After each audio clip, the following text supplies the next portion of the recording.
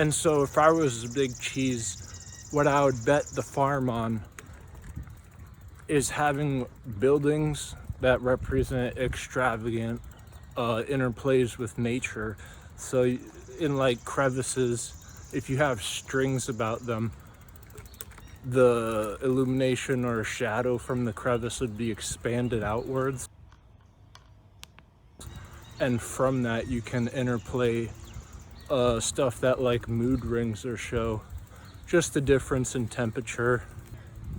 The more you can do this, you'll be able to connect like psychological theories such as Hungarian dialect, the Pavlovian, what have you, with physical attributes, mainly black bodies or Raylene scattering.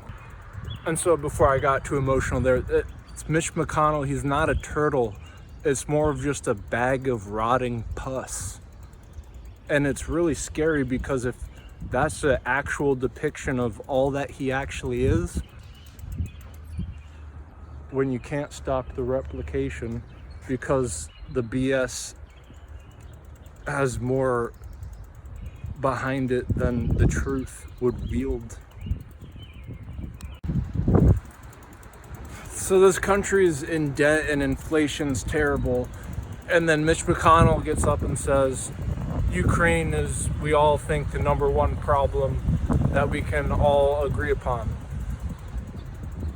is the worst problem. And then it's illegal to protest in front of a Supreme Justice's house, and that's what's happening.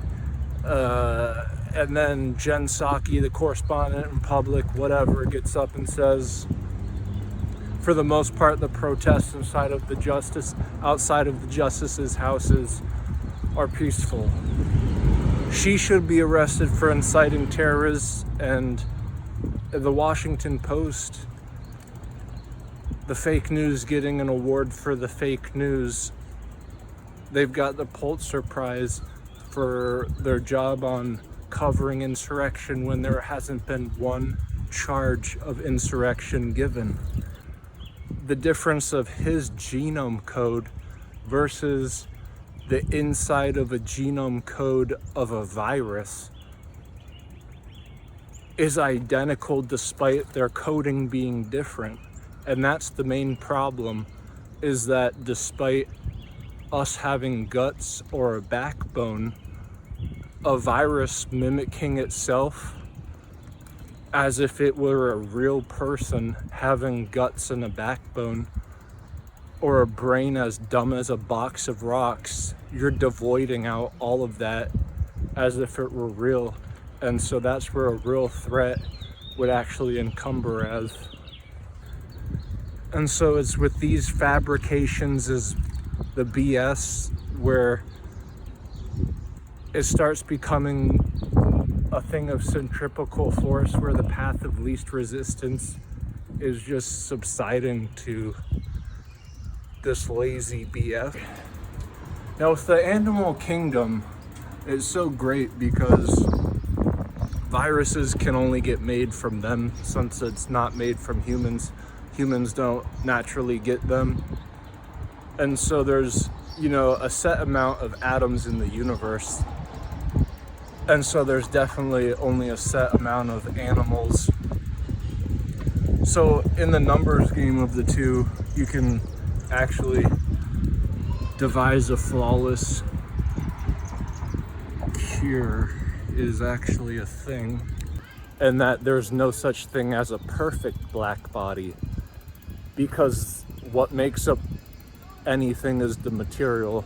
That material is always going to have a point of refraction where light bounces off of it, because even inside atoms, the nucleus is made up of quarks, but then in quarks are strings. And so the argument could be, well, light could bounce off just the midpoint of one of those strings, and on paper you'd be hard pressed to think otherwise,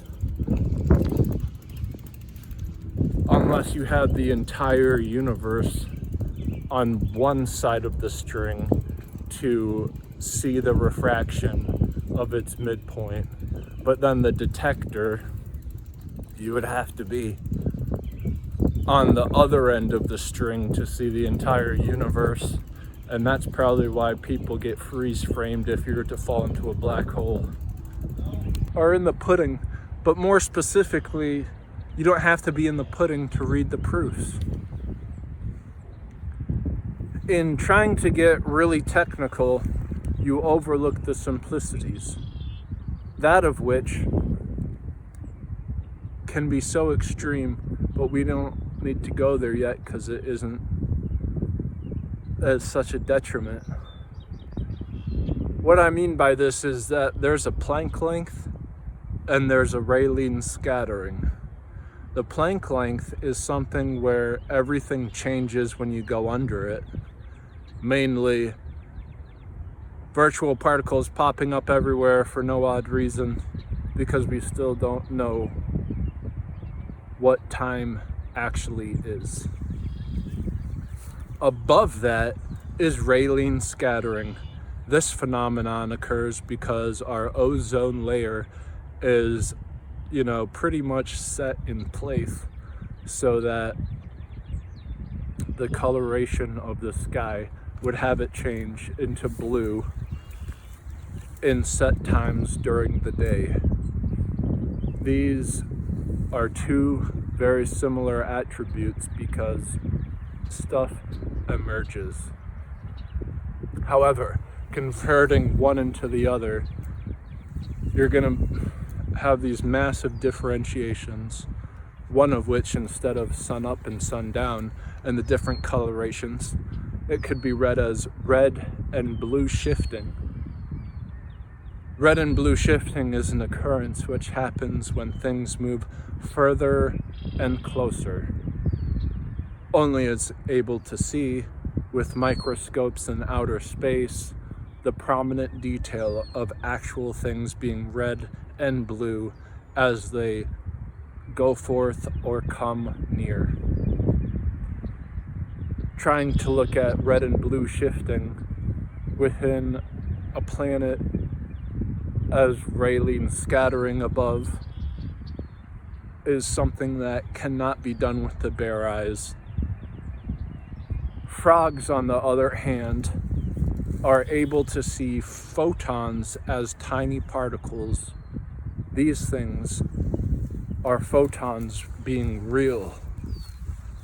These photons, as real as they are, if we were frogs, could be able to collect and see if they were red or blue shifting on any object.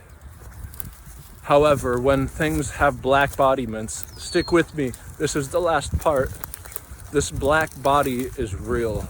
It's when stuff has absorbed so much light that it just doesn't reflect off any more light because it's achieved a black bodiment. If you make an object into a black body and then say it's red and blue shifting, you would be wrong because it's unable to. But if you're moving it and it isn't red and blue shifting because it's a black body, you would be hard pressed to say that it has a phenomenon of Rayleigh scattering because it isn't. This is a definite proof that you could prove a lot of things, such as safe and effective, but with more of just using light and less of using state-of-the-art equipment in laboratories. When animals are in an aggressive motion, sometimes the back hairs on their spine will stick up, almost as though it's a lion's mane, showing that if you're going to take out their liable position, mainly their spine or their neck, the hair on that region brushes up like a lion's mane in order, if you're going to bite it, it's going to be harder to break through and damage that area.